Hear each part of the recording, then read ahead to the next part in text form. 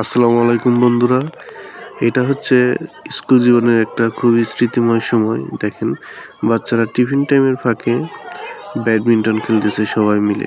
দুইজন ব্যাডমিন্টন খেলতেছে আর বাকিরা দর্শক হয়ে দেখতেছে। দেখেন, এই আনন্দটা হচ্ছে শৈশবের সবচেয়ে মজার স্মৃতি, যা আমরা আস্তে আস্তে হারিয়ে ফেলি এবং একটা সময় এসে এই স্মৃতিটাকে খুবই মিস করি।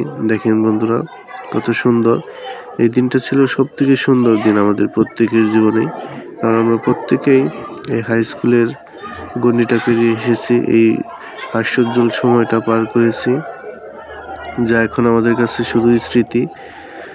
খুব মিস করি স্মৃতিটাকে। দেখেন, আর একটা ছেলে আসলে, ছোট্ট একটা বাবু খেলার মাঠে, সেও খেলা দেখতেছে, পায়চারি করতেছে।